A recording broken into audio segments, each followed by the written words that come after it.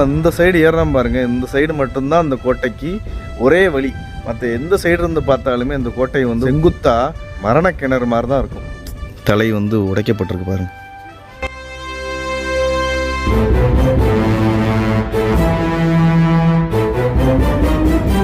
ஆஹா, ரொம்ப கொடூரமாக இருக்கு. பாம்புகள் இருந்தாலும் இருக்கும். சுவரில் கூட பாம்பு இருக்குது, சுவர் இடுக்குகளில். அதனால் ரொம்ப ஜாக்கிரதை தான் போகணும். நம்ம இதுக்கு மேலே இறங்க வேணாம்னு நான் நினைக்கிறேன். நான் எப்படி போகிறேன் தெரியுதா? இப்படி மூஞ்சை கட்டிட்டு தான் போகிறேன். பாருங்கள், அங்கே இறங்கிட்டு இருக்காங்க பாருங்கள். அது வந்து நான் சொன்னேன் ஏற்கனவே, ஆள் இறங்கும் குழி. அவங்க இறங்கிட்டு இருக்கிறது வந்து உருட்டி விட்டான் பாறை. இது வந்து தோலுரிக்கு மேடு. இந்த பாருங்கள், இப்படியே உருண்டு அங்கேருந்து வந்துடுவாங்க. இவங்கள வந்து இந்த இடத்துல 2 பேர் தூக்கி இது தூக்கு மேடையில் ஏற்றி கொண்டுட்டு அப்படியே தூக்கி வீசுறது. ஏன்னா நம்ம ஐயா வந்து தீரன் சின்னமலை ஐயா வந்து உயிரை விட்டுருக்காரு. நம்மளுக்காக போராடி நம்மளாம் இவ்வளோ சுதந்திரமாக இப்போ பேசுகிறோம், இருக்கோம், எங்கே வேணாலும் போக முடியுது, படிக்க முடியுது. அதுக்குன்னா காரணம் இந்த மாதிரி தீரன் சின்னமலை ஐயா மாதிரி நம்மளுக்காக உயிர் கொடுத்த கோடான கோடி பேர் தான். அவங்களுக்கெல்லாம் எங்களோட சிரம் தாழ்ந்த ஒரு நன்றிகளை சொல்லிக்கிறோம். ரொம்ப நன்றி, ரொம்ப நன்றிங்க ஐயா.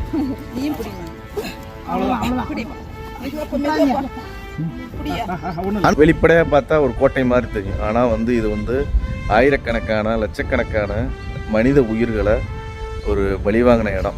வில்லம்பு அவ்வளோ சூப்பராக இருக்குது. இது எங்கே இருக்குன்னா கோட்டை மாரியம்மன் தலைக்கு மேலேயே இருக்குது.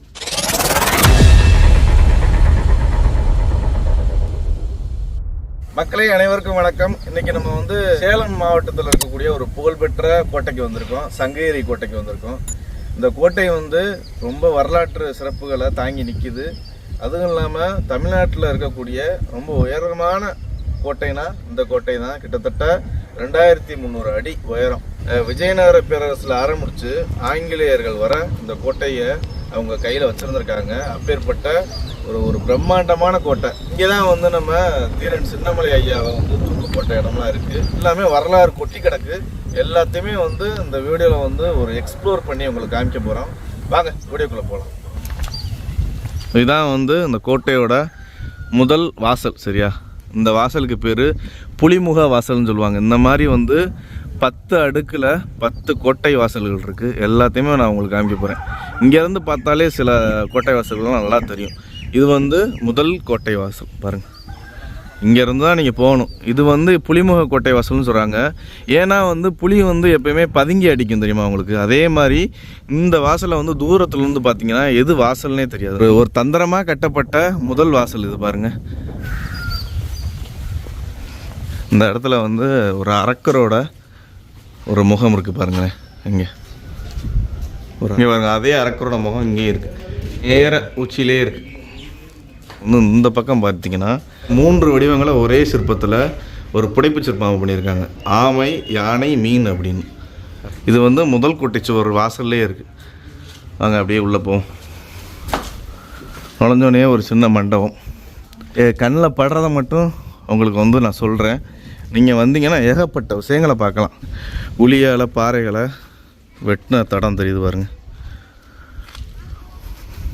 அந்த முதல் கோட்டை வாசல் நுழைஞ்சிங்கன்னு வச்சுக்கோங்களேன், இந்த இடத்துல நம்ம வீரர்கள் நிற்பாங்க. அதாவது இந்த கோட்டைக்கு யார் கையில் இருக்கோ அவங்க இந்த வீரர்கள் நிற்பாங்க. எதிரி நாட்டு வீரர்கள் இப்படி வரும்போது இந்த இடத்துல மறைச்சி துப்பாக்கி, வில்லு, அம்பு எல்லாத்துலேயும் போட்டு தள்ளி போடுவாங்க. நார்மலாக பார்த்தா இது வந்து ஒரு சும்மா ஒரு கோட்டை மாதிரி இருக்கும். ஆனால் வந்து ஒரு 1000 விஷயங்களை உள்ளே ஒழிச்சு வச்சுருப்பாங்க. நீங்கள் பார்க்குறது 2வது வாசல். இந்த வாசலோட பேர் வந்து கல்கோட்டை வாசல்னு சொல்லுவாங்க. எல்லாமே வந்து காலபைரவர் உட்பட, சிவன் உட்பட, ராமர் உட்பட ஏகப்பட்ட சிற்பங்கள் இருக்குது.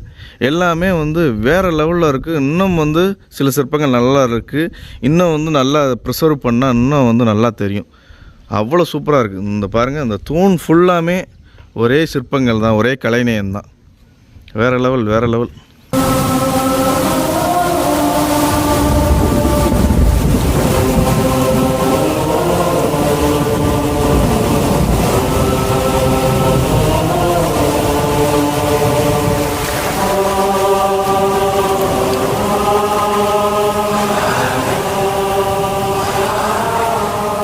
கோட்டை வந்து விஜயநகர பேரரசால் 14ஆம் நூற்றாண்டில் கட்டப்பட்டிருக்கு. அதுக்கடுத்து பீஜப்பூர் சுல்தானால் ஆட்சி செய்யப்பட்டிருக்கு. அதுக்கப்புறம் மராட்டியர்களாலையும் அதுக்கப்புறம் ஆங்கிலேயர்களாலையும் இந்த கோட்டை வந்து ஆளப்பட்டிருக்கு. இந்த கோட்டை வந்து நான் சொன்ன மாதிரி தமிழ்நாட்டிலேயே ரொம்ப ரொம்ப உயரமான கோட்டை. அதனால் வந்து இந்த கோட்டை யார் கையில் இருக்கோ அவங்க ரொம்ப வலுவாக இருப்பாங்க. அதனால் இந்த கோட்டையை பிடிக்கிறதுல அவ்வளோ போட்டிகள் இருந்திருக்கணும். ஏன்னா வந்து இந்த கோட்டை மேலே இருந்து பார்த்தா இங்கேருந்து யார் யார் எதிரிகள் வராங்க எல்லாமே தெரிஞ்சுக்கரலாம். அது மட்டும் இல்லாமல் இந்த கோட்டை வந்து இராணுவ கட்டமைப்போடு இருக்குது பாருங்களேன். எனக்கு பின்னாடி தெரியுதா, நம்ம இந்த சைடு ஏறுறோம் பாருங்கள், இந்த சைடு மட்டும்தான் அந்த கோட்டைக்கு ஒரே வழி. மற்ற எந்த சைடு இருந்து பார்த்தாலுமே இந்த கோட்டை வந்து செங்குத்தா மரண கிணறு மாதிரி தான் இருக்கும். அவ்வளோ சீக்கிரம் யாரும் ஏறிட முடியாது. ரொம்ப ரொம்ப செங்குத்து, 2300 அடியும் செங்குத்து. இப்போ நம்ம போகிறோம் பாருங்கள், இந்த 10 வாயில்களை தாண்டி தான் யார் படையெடுக்கிறாங்களோ அவங்க வந்து ஆகணும். அதனால் அவ்வளோ சீக்கிரம் இந்த கோட்டையை வந்து யாராலையும் கைப்பற்ற முடியாது. அப்படி ஒரு வேளை கைப்பற்றினாங்கன்னா அவங்க எவ்வளோ பெரிய சக்தி வாய்ந்தவங்க, எவ்வளோ படைகளை கொண்டிருப்பாங்க, யானைப்படை குதிரைப்படை இந்த மாதிரி எவ்வளோ படைகளை கொண்டிருப்பாங்கன்னு பார்த்துக்கோங்க. இதெல்லாம் வந்து ஒரு கதையோ இதிகாசமோ இல்லை, இதெல்லாம் வந்து வரலாறு.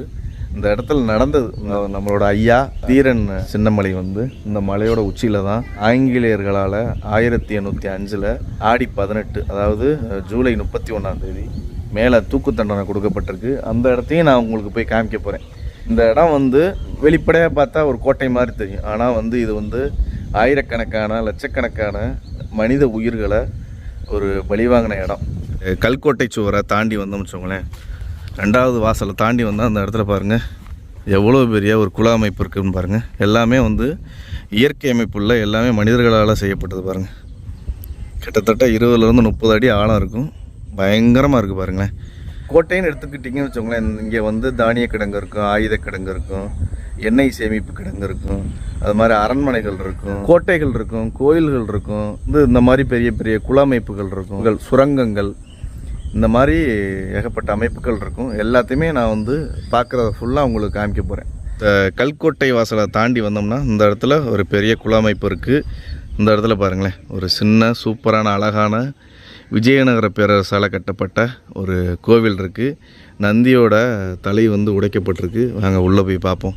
ரொம்ப கஷ்டமான விஷயம் வந்து நந்தியோட தலை வந்து உடைக்கப்பட்டிருக்கு பாருங்கள். ஒரு அருமையான நந்தியாக இருந்திருக்கும். ஃபுல்லாமே உடைக்கப்பட்டிருக்கு. அதில் மேலே உள்ள அந்த போத்துன பொன்னாடையோட டிசைன் பார்த்திங்களா, நல்லாயிருக்கு. இந்த இடத்துல ஒரு நாகரோட ஒரு செங்குத்து கல் இருக்குது. அந்த கோவிலுக்குன்னு ஒரு சுற்றுச்சுவர்லாம் இருக்குது பாருங்களேன். எதையுமே காணோம்.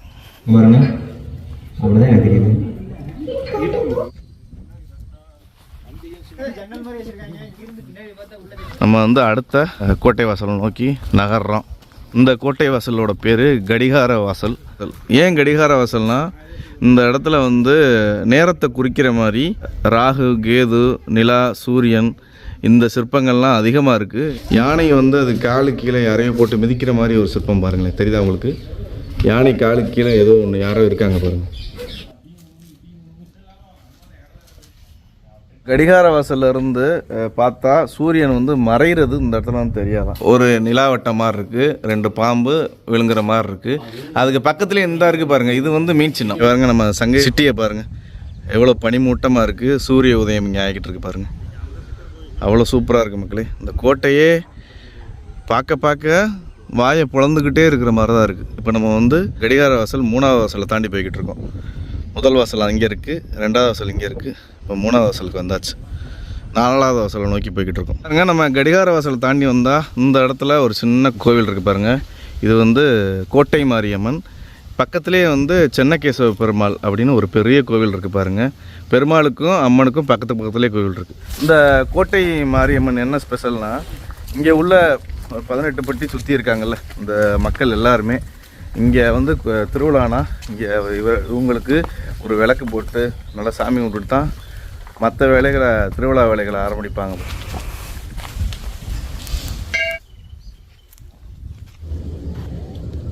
அடுத்து வந்து நம்ம சென்னகேசவ பெருமாள் பாருங்கள். பெருமாள் வந்து 2 தேவியோடு நிற்கிற அந்த சிற்பத்தை பாருங்கள். இங்கே வந்து சயன கோலத்தில் படுத்து கிடக்காரு. இங்கே பாருங்கள், கையில் வந்து சங்கு சக்கரத்தோட அருமையாக காட்சி கொடுக்குறாரு. ஒரு போர் வீரர் மாதிரி இருக்கார் பாருங்கள் இந்த சிற்பத்தில். கிட்டத்தட்ட ஒரு 18 அடி உயர கோட்டை வாசல் மாதிரியே இந்த கோவிலை சுற்றின ஒரு சுவரை பாருங்கள். எல்லாமே வந்து உளியால் செதுக்குனா தடம் இன்னமும் இருக்குது. பெருமாள் கோவிலுக்கு அப்படியே பின்னாடி பார்த்தீங்கன்னா இந்த இடத்துல வந்து நாகர்களோட ஒரு சின்ன கோவில் இருக்குது பாருங்கள். எல்லாமே பாறைகளில் வடிக்கப்பட்ட புடைப்பு சிற்பங்கள் தான் பாருங்கள், அருமையாக இருக்காங்க. இந்த பெருமாள் கோவிலுக்கு பாத்தியப்பட்டதாக இருக்கும். இங்கேருந்து தான் பெருமாளுக்கு வந்து அபிஷேகங்கள் தீர்த்தங்கள்லாம் எடுத்துக்கிடுவாங்க போல இருக்குது. கிட்டத்தட்ட ஒரு 25 அடி ஆழம் இருக்கும். இன்னும் தண்ணி இருக்குது, நல்ல நிலைமையில் இருக்குது. சுற்றி வேலி போட்டிருக்காங்க. அது மாதிரி இங்கேருந்து பார்க்க பெருமாள் கோவில் கோபுரத்தை பாருங்கள், அவ்வளோ அருமையாக இருக்குது. எல்லாமே விஜயநகர பேரரசால் கட்டப்பட்டது.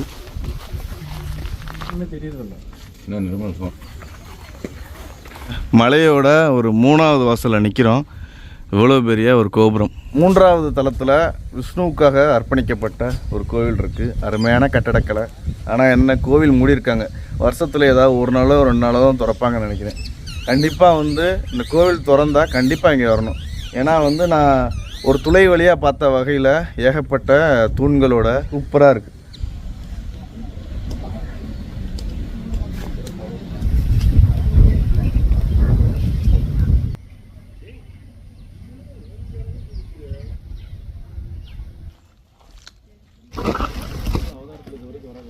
நரசிம்மர் தான் பாருங்க. இப்போ வந்து நம்ம கடிகார வாசலை தாண்டி போய்கிட்டு இருக்கோம்.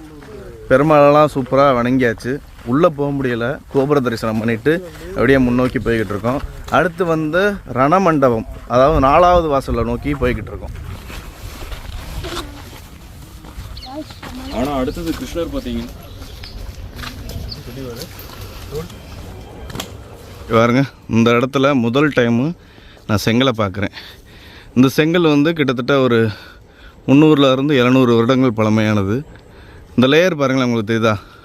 இந்த பாறைக்கு மேலே தான் அந்த செங்கல் வந்திருக்கு. அதுவும் சைஸ் வந்து இவ்வளோ தான் இருக்கும்.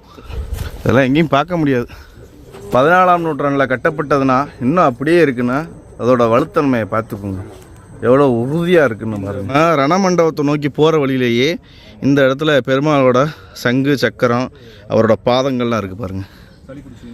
எல்லாமே ஒரு புடைப்பு சிற்பமாகவே இருக்குது பாருங்கள். மக்களை, எனக்கு பின்னாடி இருக்கிறது வந்து அரப்பு மரம். நான் வந்து கீழே இருந்தே பார்த்தேன். இந்த மரம் வந்து யானைகளுக்கு ரொம்ப பிடிக்கும்னு சொல்லுவாங்கள்ல, காட்டுக்குள்ளே அதிகமாக இருக்கும்.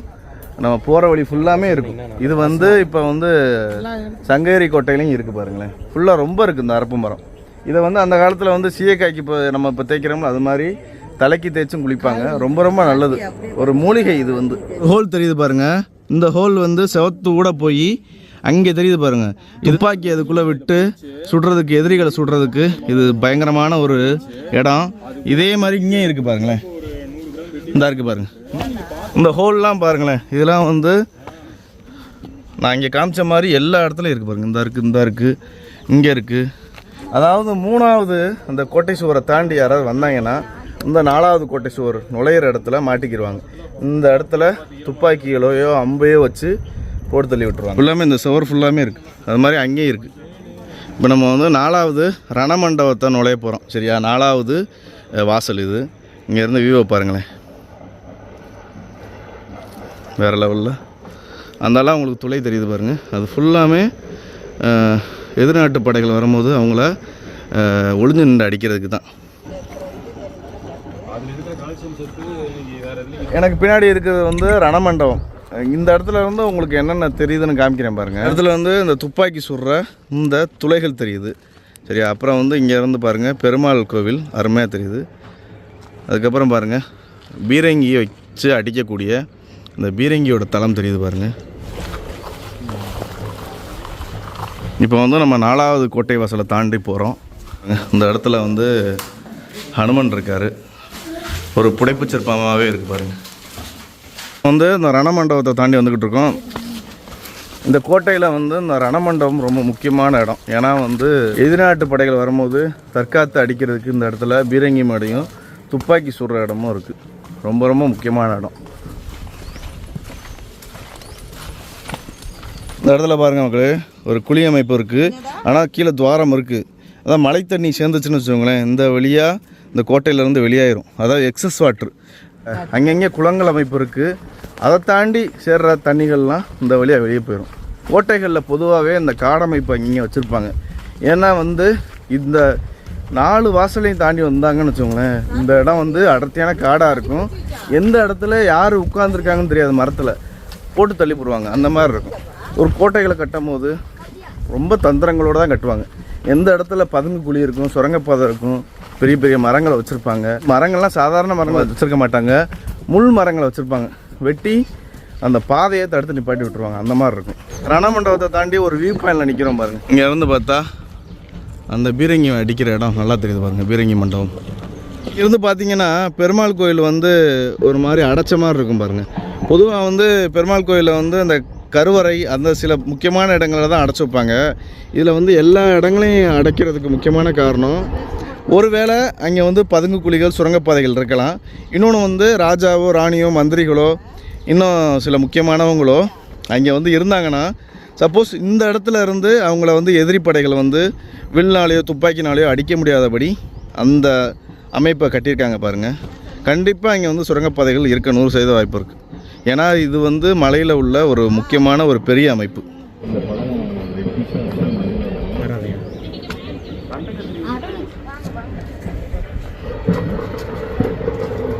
இந்த ஏரியாவில் வந்துங்க, இப்போ நம்ம நுழையக்கூடிய வாசல் வந்து புதுக்கோட்டை வாசல் அப்படின்னு சொல்கிறாங்க.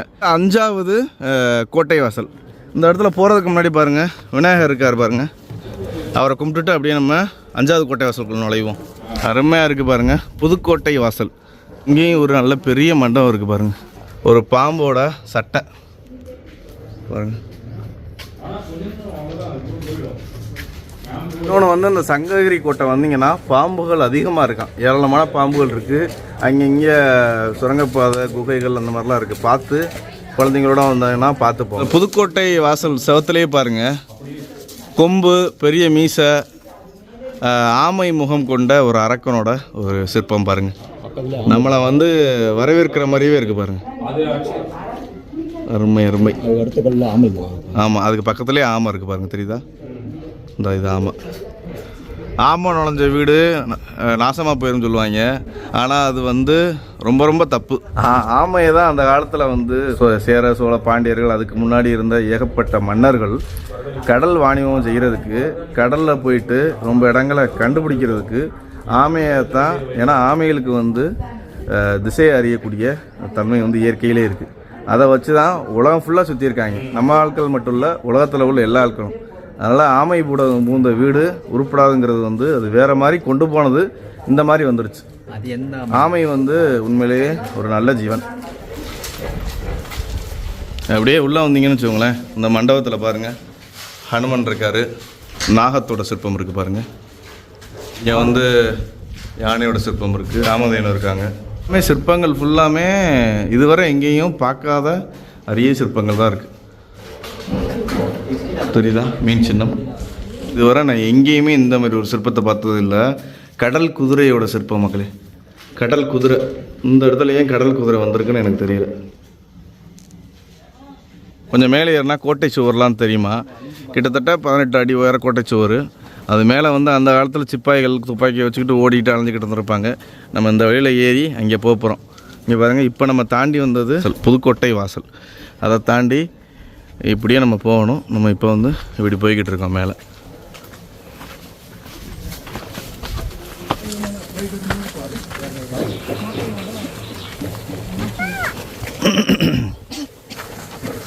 கிட்டத்தட்ட 17 கிலோமீட்டருக்கு இந்த கோட்டையை சுற்றி கோட்டை சுவர்கள் வந்து அங்கங்கே சுற்றி வந்துக்கிட்டே இருக்குது பாம்பு மாதிரி.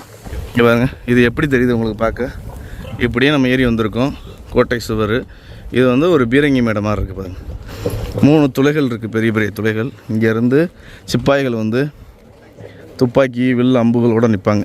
பாருங்க, இங்கேருந்து பார்த்தா சுற்று வட்டாரத்தில் எல்லாமே தெரியுது. ஈஸியாக எதிரி நாட்டு படையில் அடித்து வீழ்த்துருவாங்க. முதல் வாசல் தெரியுது, 2வது வாசல் தெரியுது, 3வது வாசல் தெரியுது. இன்னும் வந்து இந்த கோட்டை சுவர்கள்லாம் அப்படியே இருக்கிறது தான் ரொம்ப ரொம்ப உங்களை பிரமிக்க வைக்கக்கூடியது. 14ஆம் நூற்றாண்டில் கட்டப்பட்டது இன்னும் அப்படியே இருக்குது பாருங்கள். செங்கலால் கட்டப்பட்டிருக்கு. இப்போ கட்டடம்லாம் ஒரு 10-20 வருஷம் ஆனாலே சோத்தில் கிராக் விழுகுது, தண்ணி இறங்குது. ஆனால் இது பாருங்கள், நூற்றாண்டுகள் தாண்டி நிற்கிது.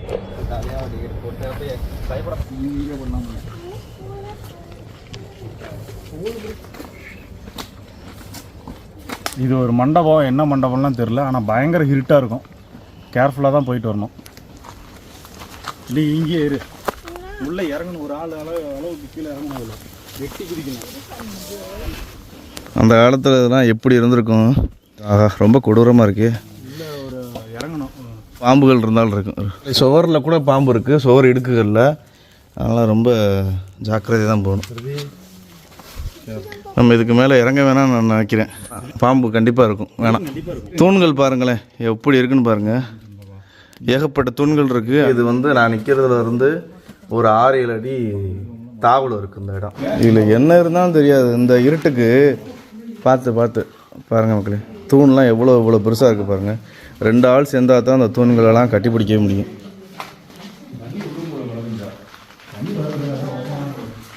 அந்த காலத்தில் இது எப்படி இருந்திருக்கு பாருங்கள். அவ்வளோ கூலிங்காக இருக்குது மக்களே, அவ்வளோ கூலிங்காக இருக்குது இந்த இடம். இந்த இடத்துல வென்டிலேஷனுக்கு ஒரு ஜன்னல்லாம் இருக்குது.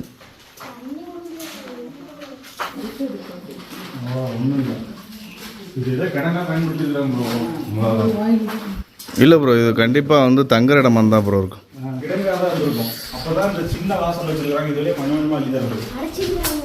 அப்படி இருக்குமோ? ஏன்னா வந்து அவர் சொல்கிற மாதிரி சின்ன வாசல் தான் இருக்குது. ஏன்னா என்னவா இருக்கும்?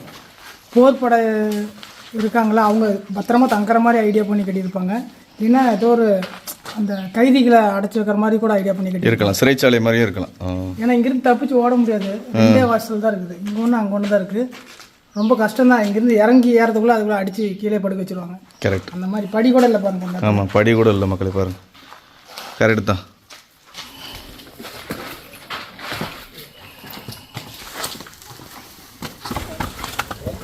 இந்த மாதிரி வந்து ஏகப்பட்ட இடங்கள் புதஞ்சு கிடக்கும். முடிஞ்ச அளவு என்னென்னலாம் கண்ணுக்கு தெரியுதோ அதெல்லாம் உங்கள்கிட்ட காமிச்சிடுறேன்.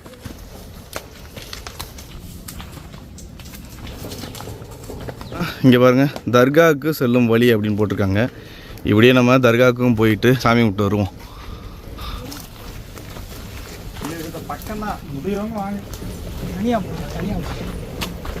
தர்காவுக்கு போய்கிட்டு இருக்கோம். போகிற வழிலாம் நல்லா சூப்பராக இருக்குது. ஏன்னா சுற்றி வந்து காடு புதர்.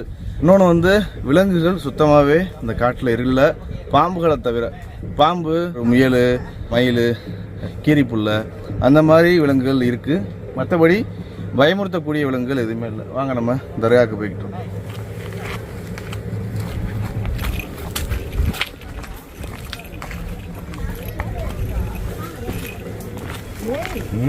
எங்கேம்மா ஏரியா? தமிழ் விஷயமா பாருங்க.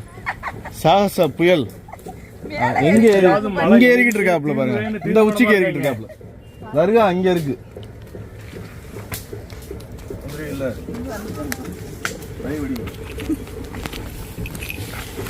நடக்க பாக்குறதுனாலும் பாலம் மேல ஏறுவேன்னு தீர்மானம் போட்டு திருச்சியில இருந்து வந்திருக்காங்க. பாத்துக்கங்க.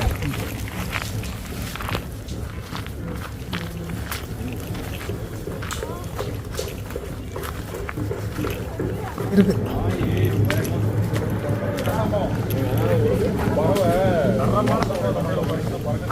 காட்டுக்குள்ள இப்படி ஒரு அமைப்பு பாருங்களேன். நல்ல நிலைமையில இருக்கு. இன்னும் வந்து ஒரு குகை கோவில், சரியா? ஒரு குகை தர்கா. இந்த இடத்துல வந்து பாருங்களேன்.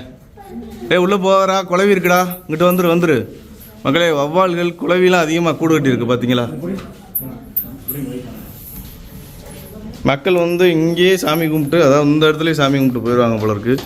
உள்ளக்க வந்து குகை மாதிரி போய்கிட்டே இருக்கு. எப்படி போக முடியும்னு தெரில எனக்கு. கொஞ்சம் உள்ளே போய் பார்ப்போம் அந்த குகையில். ஆனால் வந்து மேலே வந்து பாருங்க, தெரியுதா? வவ்வால் அதிகமாக இருக்கு. நான் எப்படி போகிறேன் தெரியுதா? இப்படி மூஞ்சை கட்டிட்டு தான் போகிறேன். ஒரு ஆள் கீழே பார்த்துக்குங்க, ஒரு ஆள் சைடு பார்த்துக்குங்க. மகளே பாருங்க, இது பெரிய குகை உள்ள போய்கிட்டே இருக்கு. தெரியுதா உங்களுக்கு குகை?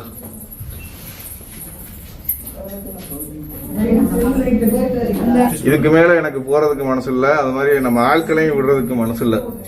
ஏன்னா வந்து பூச்சிகள்லாம் அதிகமா இருக்கு. இந்த தர்காலையும் பாருங்களேன், பிறை நிலா இருக்கு பாருங்க. பிறை நிலாவும் இருக்கு. அது மாதிரி இந்த இடத்துல வந்து முழு நிலாவா இல்லை சூரியனான்னு எனக்கு தெரியல. இந்த தர்காவோட மேற்கூரையில் பாருங்கள் 2 மீன் சின்னம் இருக்குது. அது மாதிரி பாருங்கள், இந்த இடத்துல ஒரு வட்ட வடிவ அமைப்பு இருக்குது. பக்கத்துலேயே 2 மீன் சின்னமும் இருக்குது பாருங்கள். இது எதை குறிக்குதுன்னு தெரில.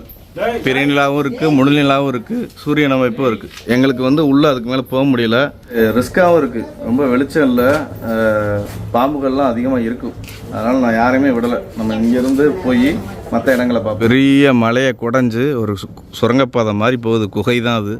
நல்லாயிருக்கு. இந்த பாதை வந்து மைசூர் அரண்மனை இருக்குது பாருங்கள், அங்கே போகிற ஒரு சுரங்கப்பாதைன்னு சொல்கிறாங்க.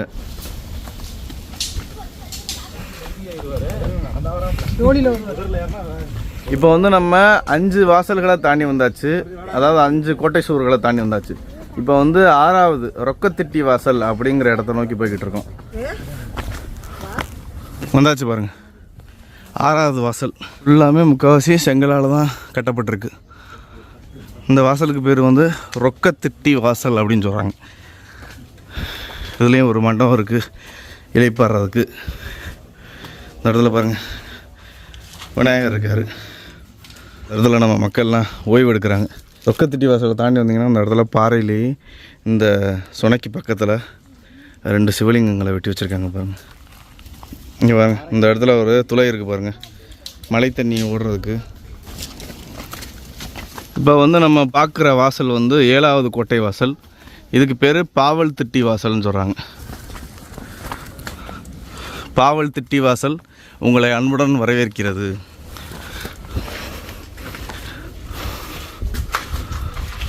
ஒரு சின்ன மண்டபம், பெருசாக ஒன்றும் இல்லை.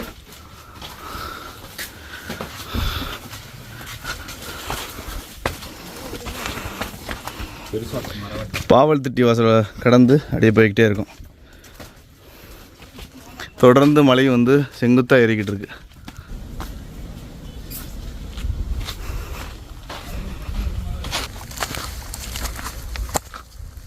பாவல் திட்டி வாசலுக்கு மேலே ஏறி வந்து ஒரு காட்டுக்குள்ளே வந்திருக்கோம்.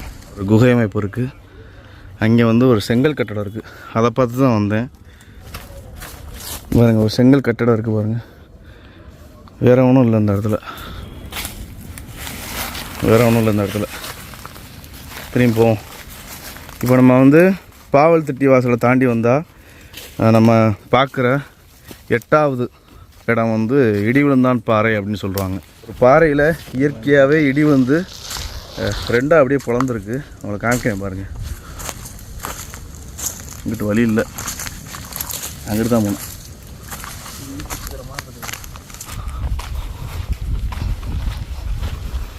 இந்த ஒரு பாறை தெரியுதா, இது வந்து ஒரே பாறை, இடி விழுந்து 2ஆக பிளந்துருக்கு. தெரியுதா உங்களுக்கு நடுவில் கேப்பு? இதுக்கு பேர் இடி விழுந்தான் பாறைன்னு இந்த இடத்தோட பேர். இதை தாண்டி தான் நம்ம இப்போ 9வது நுழைவாயிலுக்கு போகணும். பாருங்கள், இந்த பாவல் திட்டி பாறையிலேயே ஆங்கில கிழக்கிந்திய கம்பெனி இருக்காங்கல்ல, அவங்க பயன்படுத்தின ஒரு ஆயுத சேமிப்பு கிடங்கு. பாருங்க எவ்வளோ பெருசாக இருக்குது பாருங்கள். ஃபுல்லாக வவ்வால்களோட ஸ்மெல் வருது. இந்த இடத்துல பாம்போட சட்டை இருக்குது பாருங்க. ஒரு காலத்தில் இந்த இடம் ஃபுல்லாமே வெடிமருந்து, துப்பாக்கிகள், பீரங்கியோட குண்டுகள், இந்த மாதிரி எல்லா அமைப்பும் இருக்கும். 17ஆம் நூற்றாண்டில் ஈஸ்ட் இந்தியன் கம்பெனியால் கட்டப்பட்டது. இன்னும் வந்து நல்ல நிலைமையில் இருக்குது பாருங்கள். ஃபுல்லாமே வந்து செங்கல் கல்களாக கட்டியிருக்காங்க. வேறு லெவல், வேறு லெவல். அந்த காலத்திலே பாருங்களேன், இந்த மாதிரி ஒரு ஆர்ச் போட்டிருக்காங்க பாருங்கள். அந்த இடம் பயங்கரமாக கிணறுது. நம்ம கீழே ஒரு மண்டபம் போயிருப்போம், அது வந்து பாறைகளால் கட்டப்பட்டது. அது அவ்வளோ குளிர்ச்சியாக இருந்துச்சு, இது அவ்வளோ வெக்கையாக இருக்குது. ஏன்னா ப்ரோ இதை பார்த்தீங்கன்னா சென்டரில் எந்த ஒரு பில்லரோட சப்போர்ட்டும் இல்லை, மடிச்ச மாதிரி கட்டியிருக்கிறாங்க. கம்பியோ காங்கிரீட்டோ எதுவுமே இல்லை, வெறும் செங்கல். எவ்வளோ அழகாக கட்டி அந்த காலத்திலே பாருங்கள் மக்களே. அதான் ஒரு நம்ம அங்கே பார்த்துருப்போம், ஏகப்பட்ட தூண்கள் இருந்திருக்கும். ஆனால் இங்கே பாருங்கள், ஒரு தூண்கள் கூட இல்லை, அவ்வளோ அருமையாக கட்டியிருக்காங்க. தெரியுதா இதோட அமைப்பு? அந்த காலத்தில் யானைகளை வந்து நிப்பாட்டுறதுக்கும் இந்த மாதிரி அறைகளை தான் பயன்படுத்தினாங்க. ஆனால் வந்து இது வந்து ஒரு ஆயுத கிடங்கு. இந்த இடி விழுந்தான் பாறையவும் இந்த ஆயுத சேமிப்பு கிடங்கையும் தாண்டி மேலே போய்கிட்டு இருக்கோம். இப்போ நம்ம அடுத்து பார்க்குற 9வது வாசல் வந்து கம்பெனி கேட்டுன்னு சொல்லுவாங்க. கம்பெனி கேட்டுனாலே உங்களுக்கு தெரியும், ஆங்கிலேய கிழக்கிந்திய கம்பெனியால் கட்டப்பட்ட கேட்டு.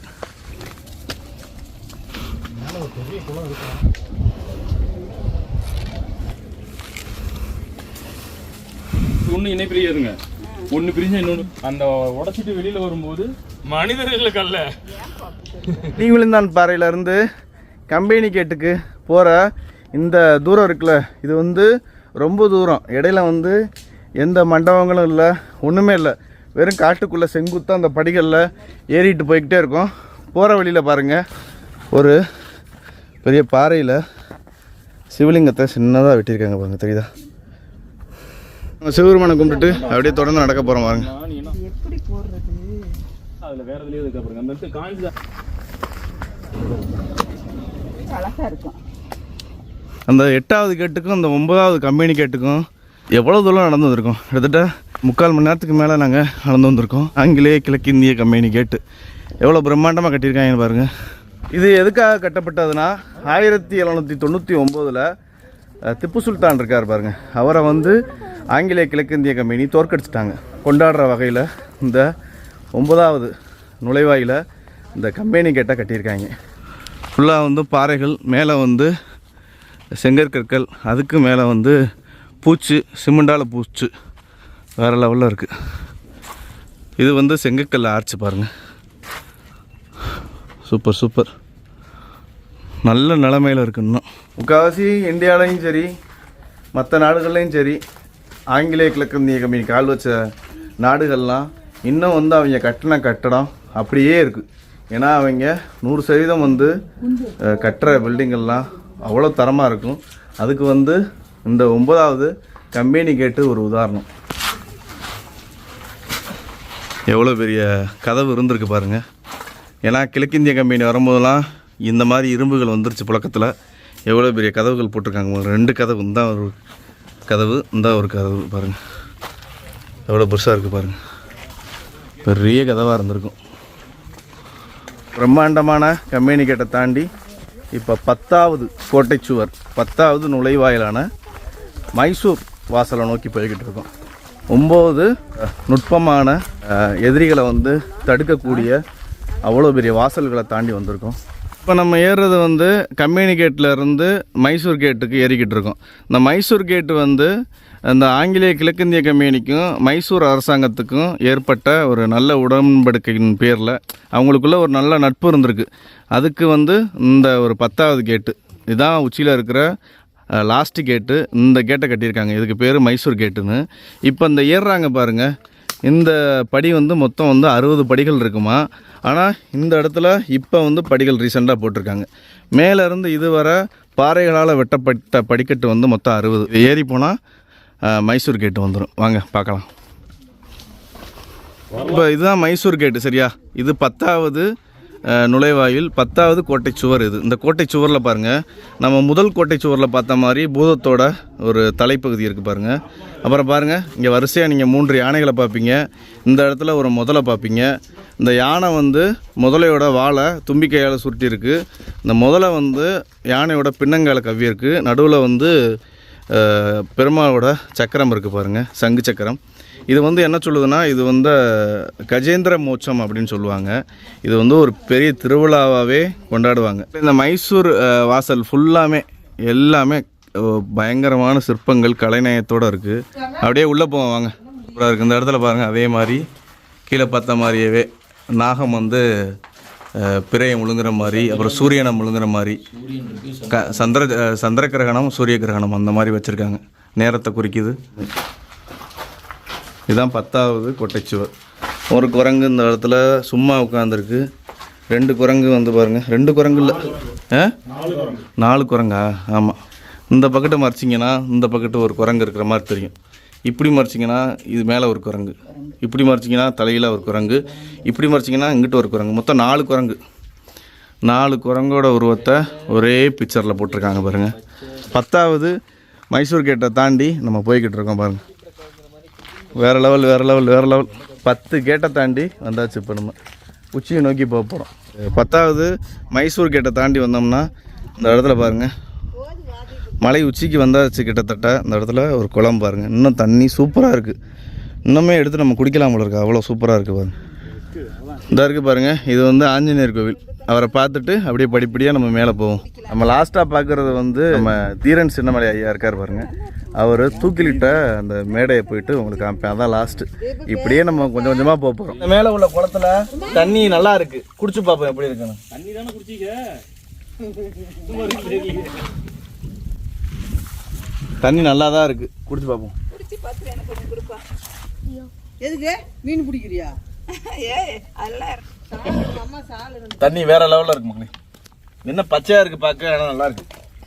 உச்சிக்கு வந்தாச்சு. இந்த இடம் வந்து ஒரு பெரிய கால்பந்து மைதானம் மாதிரி அவ்வளோ பெருசாக இருக்குது. இங்கே தான் வந்து வரதாஜ பெருமாள் கோவில், தானிய கிடங்கு, ஆயுத கிடங்கு எல்லாமே இருக்குது. எல்லாத்தையுமே உங்களுக்கு காமிக்கிறேன் வரிசையாக. இதான் மக்களே ஆஞ்சநேயர் கோவில். ஆஞ்சநேயர் இருக்காரான்னு பார்ப்போம்.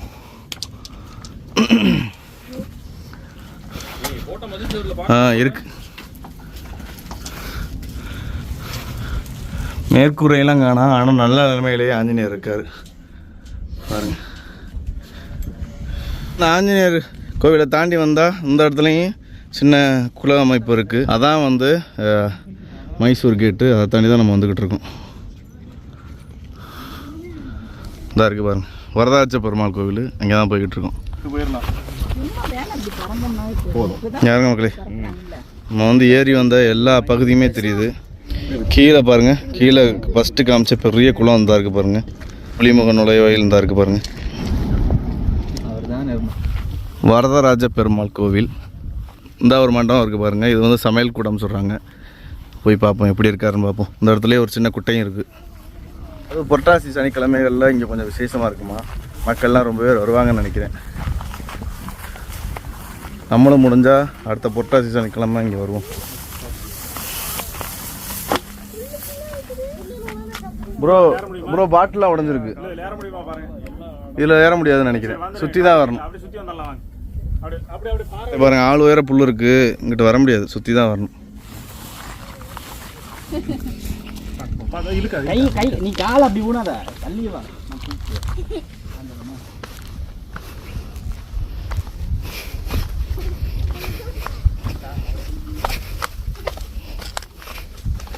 இது வந்து சமையல் கூட மாதிரி இருக்குது பாருங்கள்.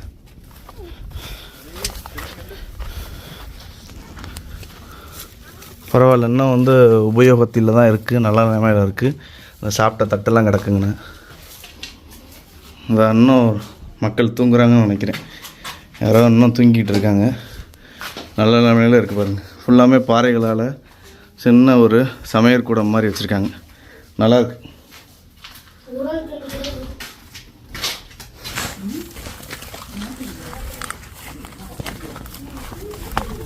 வரதராஜ பெருமாள் கோவில், அதையும் போய் பார்த்துக்குறோம் வாங்க.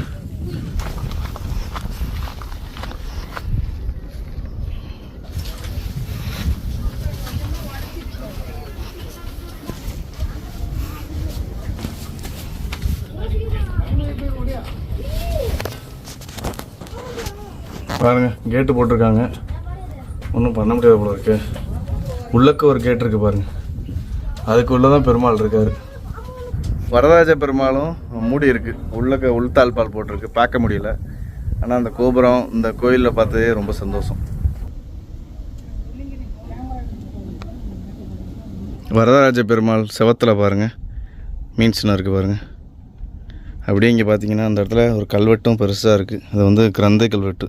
வரதராஜ பெருமாள் கோவிலுக்கு பக்கத்துலேயே இந்த இடத்துல பாருங்கள்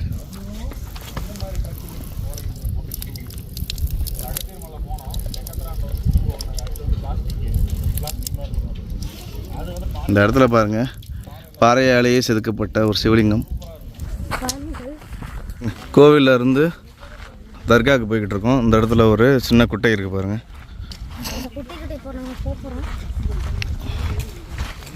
புரட்டாசி சனிக்கிழமையெல்லாம் இங்கே வந்து சமைச்சு அன்னதானம்லாம் நடக்கும்னு நினைக்கிறேன். சூப்பராக இருக்கும் இந்த இடமே.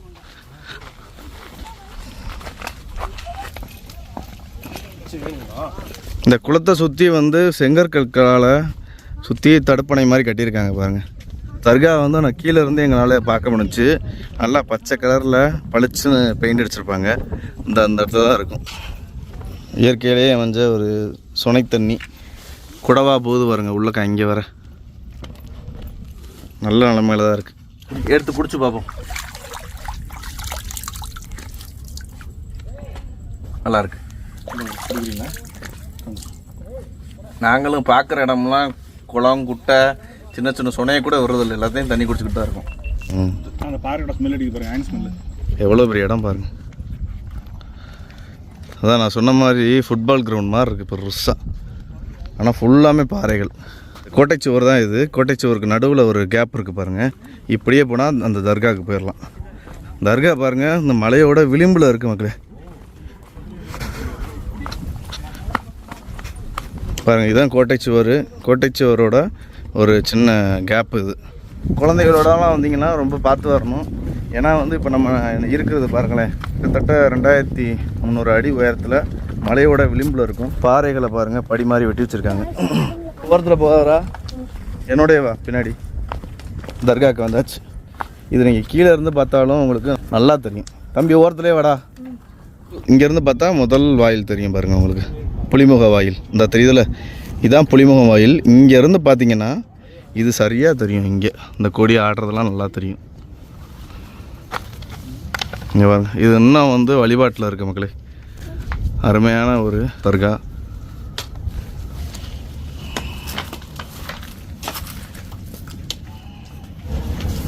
இப்போ நம்ம நிற்கிறது வந்து கோட்டைச்சுவரோட லாஸ்ட்டு சரியா. இதுக்கு கீழே வந்து வெறும் வந்து 2300 அடி தாவு தான். ஒரு பயங்கரமான ஒரு கோட்டை. நம்ம சங்ககிரி சிட்டி பாருங்கள் எப்படி தெரியுதுன்னு, வேறு லெவல் வேறு லெவல். தர்பார் மண்டபம் இருக்குது, அந்த தெரியுது பாருங்கள், செங்கல் மண்டபம். அங்கே போய்கிட்டு இருக்கோம். இப்போ மலையோட உச்சியில் இருக்கும் பாருங்கள். நீங்கள் பார்க்குறது சேலம் கோயம்புத்தூர் பைபாஸ் பாருங்கள்.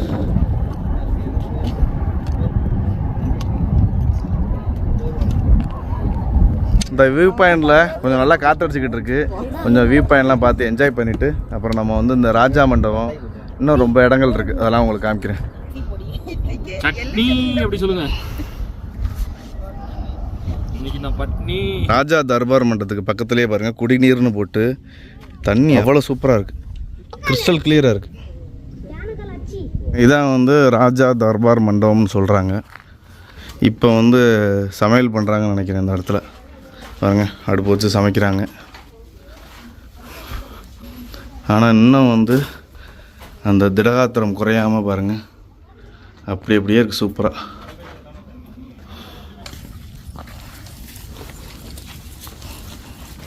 அந்த ராஜா தர்பார் மண்டபத்தை தாண்டி இப்போ நம்ம போய்கிட்டு இருக்கோம். இந்த இடத்துல ஒரு பெரிய குளம் மாதிரி தெரியுது. குளம்தான்.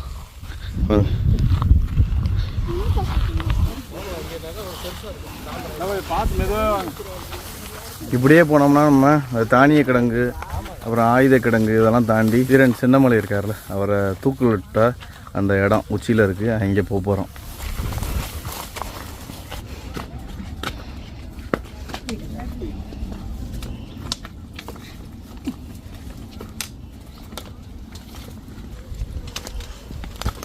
பார்த்துமா ஓரமாக போய் போங்க மக்களை. பாருங்கள், இந்த கள்ளி செடி ஃபுல்லாக முள், இதை தாண்டி தான் போய்கிட்டு இருக்கோம்.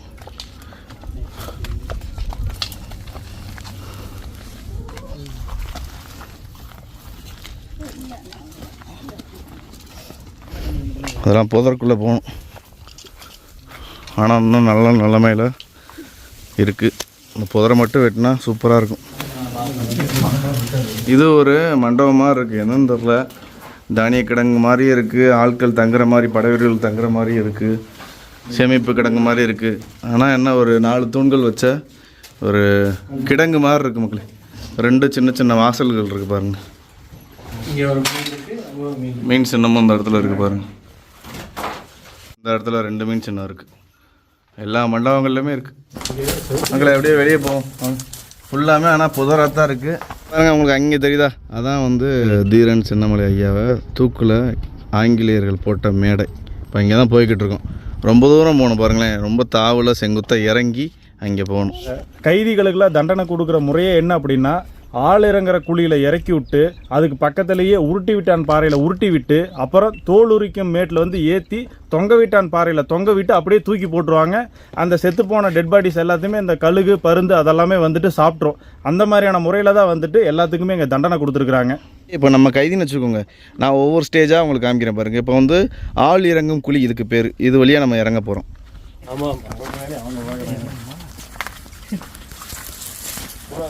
இதான் வந்து ஆள் இறங்கும் குழி. அதாவது ஒரு கைதிக்கு வந்து மரண தண்டனை கொடுக்கும்போது இந்த ஒரு 4 ஸ்டேஜ் தாண்டி தான் கொல்லுவாங்களே. இது வந்து ஆள் இறங்கும் குழி. நான் சொன்ன மாதிரி இறங்குறோமா அந்த வழியாக. இது வந்து சரியான ஒரு ஸ்டீப்பான பாதை. இந்த வழியாக தான் நம்ம முதல் படி இறங்கி வரணும். இந்த ஆள் இறங்கும் குழி வழியாக இப்படியே நம்மளை ஒரு மரண தண்டனை கைதினா முதல்ல கொண்டு வருவாங்க. இப்போ நம்ம இறங்குற பாருங்க, இது ரொம்ப ஸ்டீப்பான ஒரு சரிவு. இதில் வந்து கைதியை வந்து இந்த குழி வழியாக கொண்டு வந்து இதில் உருட்டி விட்டுருவாங்க. இதுக்கு பேர் தான் உருட்டி விட்டான் பாறை. இது ரொம்ப செங்குத்தாக இருக்க மக்களே, ரொம்ப பார்த்து தான் வரணும், வழுக்கும்.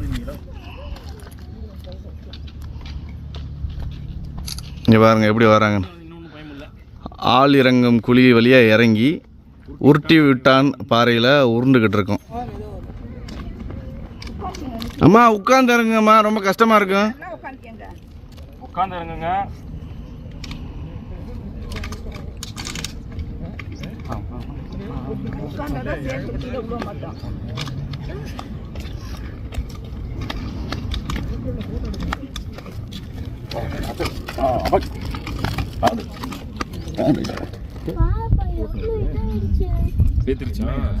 இந்த ஆள் இறங்கும் குழியில் இருந்து இப்போ நம்ம அடுத்து தீரன் சின்னமலை ஐயாவை தூக்குலட்ட பகுதி வர இப்போ நம்ம நடமாடுற பாருங்க. இந்த இடத்துல ஆயிரக்கணக்கான லட்சக்கணக்கான உயிர்கள் போயிருக்கும். ஏகப்பட்ட மக்களை அந்த காலத்தில் இருந்து, அதாவது விஜயநகர பேரரசில் இருந்து, அதுக்கடுத்து வந்த பிஜப்பூர் சுல்தானில் இருந்து, அதுக்கடுத்து வந்த மராட்டியர்கள் இருந்து, அதுக்கடுத்து வந்த ஆங்கிலேய கிழக்கிந்திய கம்பெனி வர ஏகப்பட்ட மக்களை இந்த இடத்துல மரண தண்டனை கொடுத்து கொண்டிருக்காங்க.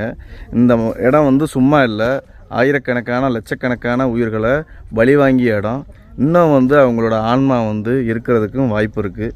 நம்ம ஒன்றே ஒன்று தான் வேண்டிக்கிறோம், இங்கே வந்து அகால மரணம் அடைஞ்ச எல்லாத்துக்குமே ஆன்மா சாந்தி அடையணும் அப்படின்னு நம்ம வேண்டிக்கிறோம். ஏன்னா வந்து இப்போ நம்ம பயணம் பண்ணுற பகுதி வந்து ரொம்ப ரொம்ப ஒரு கிரிட்டிக்கலான பகுதி. அங்கேருந்து இறங்கிட்டு இருக்காங்க பாருங்கள், தெரியுதா?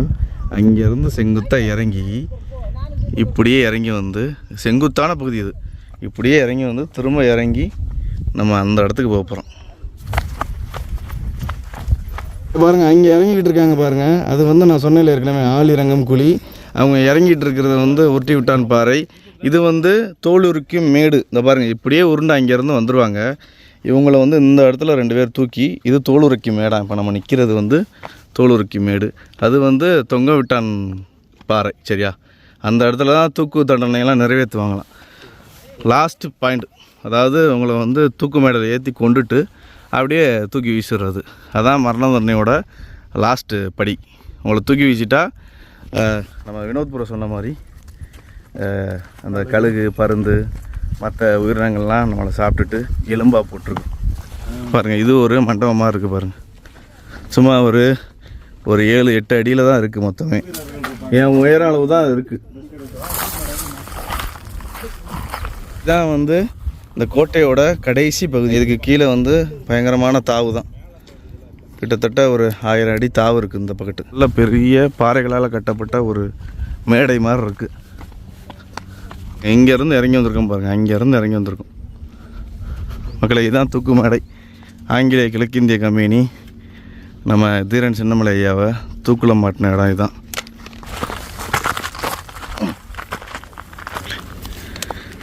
இந்த மேடையில் தான் நின்று தூக்கு தண்டனை நிறைவேற்றிருக்காங்க. தீரன் சின்னமலை ஐயாவோட நினைவு தினத்தில் வந்து இந்த இடத்துல வந்து மாலைகள் போட்டு நல்லா ஒரு திருவிழா மாதிரி இங்கே உள்ள மக்கள் கொண்டாடுறாங்க. இன்னமும் அது நடந்துக்கிட்டு இருக்கு. அது மாதிரி நம்ம தீரன் சின்னமலை ஐயாவோட மணிமண்டபம் சங்ககிரியில் கீழே இருக்குது. இந்த பார்க்குறீங்கல்ல, இந்த கல் தான் நம்ம லாஸ்ட்டில் இருக்கக்கூடிய தூக்கு மேடையில் உள்ள மேலே உள்ள கல். இந்த இடத்துல தான் பெரிய தூக்கு மேடை. எல்லா கயிறு கம்பு கட்டையெல்லாம் இந்த இடத்துல தான் இருந்திருக்கும். இந்த இடத்துல தான் தீரன் சின்னமலை ஐயாவை 1805 ஜூலை 31 ஆங்கிலேய கிழக்கிந்திய கம்பெனியால் தூக்கு மாட்டி உயிரிழந்திருக்காரு. இந்த இடத்துல அவர் வந்து ஒரு சுதந்திர போராட்ட ஒரு தியாகி. தன்னோட உயிரை வந்து இந்த நாட்டுக்காக ஆங்கிலேயரை வந்து விரட்டணும், நாட்டை காப்பாற்றணும்னு சொல்லி உயிரிழந்த கோடி பேரில் அவரும் ஒரு முக்கியமான ஆள். தீரன் சின்னமலை ஐயா இந்த சுற்றி இருக்கிற அந்த சங்ககிரி மக்களால் ரொம்ப ரொம்ப போற்றப்படக்கூடியவர். அவரோட நினைவு நாளில் அவருக்கு இங்கே சங்ககிரியில் உள்ள மக்கள் வந்து சூப்பராக விழா எடுத்து கொண்டாடுறாங்க. கீழேயே வந்து மணிமண்டபம் இருக்குது, நான் உங்களுக்கு காமிக்கிறேன். இப்போ நிற்கிற இந்த இடத்துல வந்து தீரன் சின்னமலை ஐயா மட்டும் இல்லை, ஏகப்பட்ட தமிழர்களை இந்த இடத்துல கொண்டிருக்காங்க ஆங்கிலேய கிழக்கிந்திய கம்பெனி. இதுக்கப்புறம் முடிஞ்சிருச்சு, கோட்டையே முடிஞ்சிருச்சு. கோட்டை சுவரை பாருங்கள். இதுக்கப்புறம் வீசிட்டா 2400 அடி தூக்கி வீசப்பட்ட ஆள் கீழே விழுந்து இறந்துருவாங்க. அவங்கள தான் கழுகு பருந்தெல்லாம் சாப்பிட்ரும்.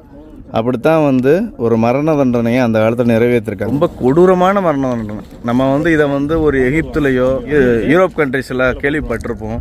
ஆனால் வந்து ரொம்ப ரொம்ப கொடுமையான தண்டனை. அங்கே மட்டும் இல்லை, உலகம் ஃபுல்லாக யார் யாரெல்லாம் தப்பு பண்ணியிருக்காங்களோ, தப்பு பண்ணவங்க கம்மி தான் சரியா, அந்த நிரபராதி இருக்காங்க பாருங்கள், நல்லவங்க, சமூகத்துக்காக போராடினவங்க, நாட்டுக்காக போராடினவங்க, அவங்க தான் அதிகமான பேர் இறந்துருக்காங்க. அவங்களோட ஆன்மாலாம் இந்த இடத்துல சுற்றிக்கிட்டு இருக்குன்னு நினைக்கிறேன். அவங்களுக்கெல்லாம் ஒரு நன்றிகளை நம்ம இந்த இடத்துல இருந்து சொல்லிட்டு நம்ம கிளம்புவோம். இங்கே தான் நம்ம ஐயா வந்து தீரன் சின்னமலை ஐயா வந்து உயிரை விட்டுருக்காரு. நம்மளுக்காக போராடி நம்மளாம் இவ்வளோ சுதந்திரமாக இப்போ பேசுகிறோம், இருக்கோம், எங்கே வேணாலும் போக முடியுது, படிக்க முடியுது. அதுக்குன்னா காரணம் இந்த மாதிரி தீரன் சின்னமலை ஐயா மாதிரி நம்மளுக்காக உயிர் கொடுத்த கோடான கோடி பேர் தான். அவங்களுக்கெல்லாம் எங்களோட சிரம் தாழ்ந்த ஒரு நன்றிகளை சொல்லிக்கிறோம். ரொம்ப நன்றி, ரொம்ப நன்றிங்க ஐயா. சரி, நம்ம கும்பிட்ற சிவன் மற்ற தெய்வங்களுக்கு ஈக்குவலானவங்க, நம்மளுக்காண்டி உயிரை கொடுத்துருக்காங்கல்ல, அவங்களாம் பெரிய கடவுளுக்கு ஒப்பானவங்க தான் அவங்களாம். தீரன் சின்னமலை ஐயாவை கும்பிட்டுட்டு அப்படியே நாங்கள் மேலே ஏறிக்கிட்டு இருக்கோம். இப்படியே போனால் அங்கே உங்களுக்கு ஒரு படிக்கட்டு தெரியுது பாருங்க, தெரியுதா? இந்த படிக்கட்டில் ஏறி அப்படியே வெளியே போக போகிறோம். அந்த ஏறிக்கிட்டு இருக்காங்க பாருங்கள், அதெல்லாம் பாறையிலே வெட்டின படிக்கட்டு. ஏறாங்க பாருங்கள்.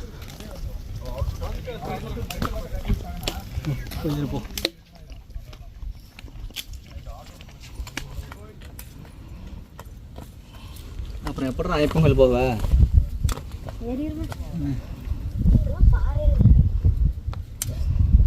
ஈட்டி ரோடா டிடி ரோடா ஏதோ ஒரு ரோடு பார்க்கதான் தெரியும். மேலே 2 பேர் கையை கொடுத்தானே ஈஸி அவ்வளோதான்.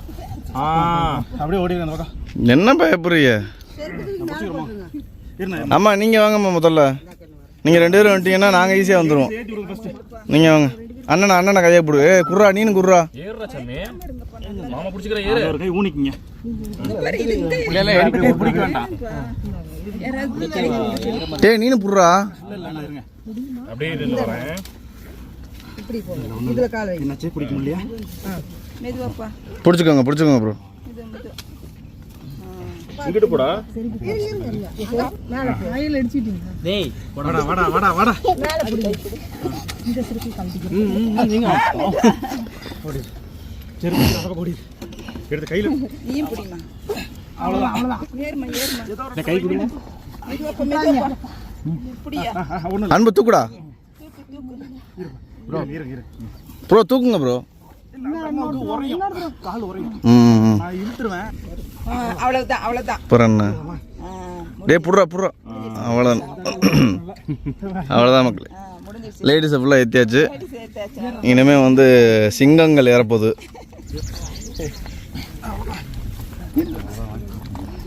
ஒரு காலை நிறுத்துங்க. அவ்வளோதான், ஒன்றும் இல்லை அவ்வளோதான். நல்லா சந்துக்குள்ள விடுங்க காலை விட்டுறியா? ப்ரோ இங்கே வந்துருங்களேன், இங்கே வாங்களேன். மேலே வாங்க. என்ன மேலே இருமல அது கால் வைக்கிறது சொல்லு. நல்லா உதறாப்ல. மேலே வாங்க. அதான் ஏதோ ஒரு சந்தில காலை விட்டு ஒரு விரல பேலன்ஸ் பண்ணுங்க. அவ்வளவுதான். அவ்வளவுதான். அவர் தூக்கி இப்படி இடிச்சுக்காம தூக்கி வைங்க. காலை தூக்கணும். பண்ணிருப்பல நிர்மல் இப்ப எல்லாம் காலம் எல்லாம் வந்தாச்சு, எல்லாம் வந்தாச்சு. எப்படி எதுக்கு புடி மக்களே, எல்லாத்துக்கும் வந்து ஒரு இராணுவ பயிற்சி மாதிரி ஆயிடுச்சு. இப்போ நாங்கள் திரும்ப வந்து அந்த தானிய கிடங்கு சொன்னேன்ல, அதை காமிச்சிட்டு அப்படியே நம்ம இறங்க போகிறோம். மேலே ஏறி வந்தோம்னா இந்த இடத்துல தானிய கிடங்கு இருக்குது. பரவாயில்ல, நல்லா வெளிச்சமாக நல்லா சூப்பராக இருக்குது. ஆத்தாடி எவ்வளோ பெரிய நீளம். அங்கே பாருங்க, அங்கே ஆரம்பிச்சு இங்கே வர போய்கிட்டு இருக்கு பாருங்க. இன்னும் அதே கம்பீரத்தோடையே இருக்குது. இது தானிய கிடங்கு மக்களே.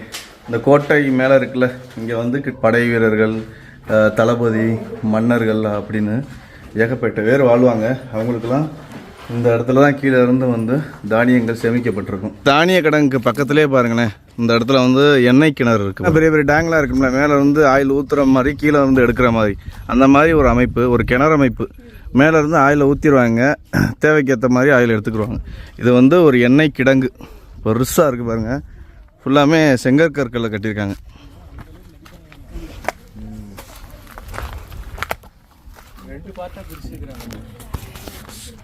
இந்த இடத்துல ஒரு எண்ணெய் ஊற்றிருப்பாங்க. ஏன்னா இங்கே ஒரு டிவைட் பண்ணியிருக்காங்க பாருங்கள், செவரை போட்டு. இங்கன்னா ஒரு எண்ணெயை வச்சுருப்பாங்க. இந்த இடத்துல நான் வந்து திடீர்னு பார்க்கறச்சு அது இந்த பக்கெட்டு ஒரு எண்ணெய் வச்சுருந்துருப்பாங்க. கிரி கோட்டையில் உள்ள எல்லாத்தையுமே சுற்றி காமிச்சாச்சு. இன்னும் வந்து உங்களுக்கு ஒரே ஒரு இடம் மட்டும் பாக்கி இருக்குது.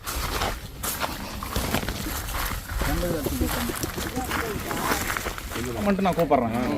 அதுதான் அம்மன் கோயில் நினைக்கிறேன். அம்மா அந்த அப்படி வந்துருங்க, அந்த பாறை வழியாக வந்து அப்படியே இறங்கிருங்க. கோட்டை மாரியம்மன் கோவிலுக்கு வந்தாச்சு. சுவர்கள்லாம் ரொம்ப சேதம் அடைஞ்சிருக்கு. இங்கே பாருங்க, கஜலட்சுமியோட ஒரு சிற்பம் இருக்குது பாருங்க. உள்ளே போகலாம். டேய்ரா, நான் போய்க்கிறேன்டா. உள்ளே ரொம்ப சேதம் அடைஞ்சிருக்கு.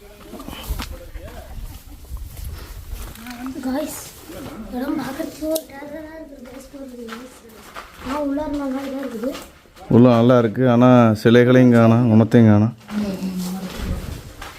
மக்களை இதான் கருவறை பாருங்கள். ஆனால் இப்போ கருவறையில் அம்மன் சிலையை காணாம பாருங்கள். மக்களை பாருங்கள், இப்போ நீங்கள் பார்க்குறது ஒரு லேடி வந்து நம்ம அம்மனை நேராக கருவறையில் கும்புற மாதிரி, இந்த இடத்துல ஒரு லேடி நிற்கிற மாதிரி ஒரு புடைப்பு சிற்பம். இங்கே பாருங்கள், இங்கேருந்து பார்த்தா அவங்க வந்து சைட்லேருந்து கும்புற மாதிரி இருக்கும். இங்கேருந்து பார்த்தா நம்மளை கும்புற மாதிரி இருக்குது.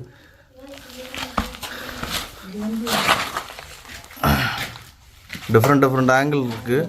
ஆனால் பாதி தூணு வந்து மண்ணால் மூடப்பட்டிருக்கு. ஒரு நல்ல சூப்பரான ஒரு சிற்பம். சுவர் ஃபுல்லாமே கலைநயமாக தான் இருக்குது, வேறு லெவலில் இருக்குது. இது எப்போ வேணாலும் இடிஞ்சு விழுங்கலாம், தெரியுதா உங்களுக்கு இந்த இடம்? இதுதான் கருவறை. கருவறையில் அம்மனை பார்க்க வந்தோம், அம்மனை காணோம். பாருங்கள், அம்மன் சிற்பம் இருக்க வேண்டிய இடத்துல இந்த இதாக இருக்குது. மேலே பாருங்கள், இங்கே பாருங்கள், வில்லம்பு இருக்குது பாருங்கள். வில்லம்பு வந்து சேரர்களோட சின்னம். வில்லம்பு இருக்குது. இதுவரை நாங்கள் பயணம் பண்ண எல்லா இடத்துலையுமே சோழர்களோட சின்னம் பார்த்துருக்கோம், பாண்டியர்களோட சின்னம் பார்த்துருக்கோம். ஆனால் வந்து எங்கேயுமே சேரர்களோட சின்னம் பார்த்ததே இல்லை. அவங்களோட சின்னம் பாருங்கள், இந்த இடத்துல வில்லம்பு அவ்வளோ சூப்பராக இருக்குது. இது எங்கே இருக்குன்னா, நம்ம வந்து கோட்டை மாரியம்மன் தலைக்கு மேலேயே இருக்குது. ஆனால் இப்போ வந்து அதோட சிற்பங்கள் எதுவுமே காணாம பாருங்க, எல்லாமே உடஞ்சி போய் ரொம்ப பாழடைஞ்சிருக்கு. அவ்வளோதான். நம்ம வந்து இதில் இருந்து கோட்டை மாரியம்மனை கும்பிட்டாச்சு. இனிமேல் வந்து நம்ம கீழே இறங்க போகிறோம். கீழே வந்து ஃபுல்லாக நான் இறங்கிட்டு உங்களை அந்த புலிமுக வாசல், முதல் வாசல் இருக்கு பாருங்கள், அங்கே வந்து சந்திக்கிறேன். எங்கேருந்து வந்துச்சுன்னு தெரில, இவ்வளோ நேரம் எங்கள் பக்கத்தில் வரல. சூப்பரா. இங்கே பாருங்க, ஞான தீபக்கும் சுதர்சனும் குரங்குகளுக்கு பிஸ்கெட் கொடுத்துருக்காங்க. ரொம்ப சூப்பர். டாட்டா, போயிட்டு வரோம். டாட்டா, பாய். இன்னொரு 20-30 ஆண்டு போச்சுன்னா எல்லாம் இருந்த இடமே தெரியாமல் போனாங்க. அம்மன் சிலை இங்கே ஒன்று தான் கேட்குறேன். இங்கே பாரு ஆஞ்சநேயா. மாப்பிள்ளை குடுறா அப்படின்னு வாங்கி திங்குது. நல்லா இருக்கா பிஸ்கட்டு? ரஞ்சினி அம்மா வந்து சென்னையில் வந்து முதல் டைம் நம்மளோட வந்திருக்காங்க. வந்த அன்னைக்கே பாடாப்படுத்தி பம்பரமாக ஆக்கியாச்சு. சர்க்கஸ்லாம் காமிச்சாச்சு. அம்மாவை வந்து கயரை பிடிச்சலாம் அந்த போலீஸ் ட்ரைனிங்கில் ஏற்றுற மாதிரிலாம் ஏற்றியாச்சு. எப்படிமா இருந்துச்சு? நல்லா இருந்தது, அட்வென்ச்சராக இருந்துச்சு. கஷ்டப்பட்டாலும் நல்லா இருக்கும். ஆமாம், சூப்பராக இருந்தது. உங்களுக்கு கஷ்டமாக இருந்துச்சா ஈஸியாக இருந்துச்சா? நல்லா இருந்துச்சு. சூப்பர். அம்மாவுக்கு வயசு என்ன? 54. சூப்பர், வேறு லெவல். 54 வயசில் டைவிங்லாம் பண்ணியிருக்காங்க. குணாவோட அம்மா ஒரு டைம் வரீங்க. நல்லா இருந்துச்சு. அந்த அதெல்லாம் எப்படி இருந்துச்சு? நல்லா இருந்துச்சு. மகளே பாருங்கள், இறங்கிக்கிட்டு இருக்கோம். எவ்வளோ குரங்குகள்னு பாருங்கள். ஏறும் போது ஒன்றத்தை காணோம். இறங்கிக்கிட்டு இருக்கோம்.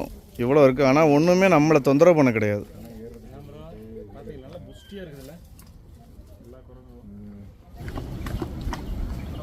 பாருங்கள், பின்னாடி வந்து நம்ம ரஞ்சனி அம்மா சென்னையிலேருந்து வந்துக்கிட்டு இருக்காங்க. எல்லாரும் போயிட்டாங்க. அவங்கள கூட்டிகிட்டு நம்ம பொறுமையாக இறங்கிக்கிட்டே இருக்கோம்.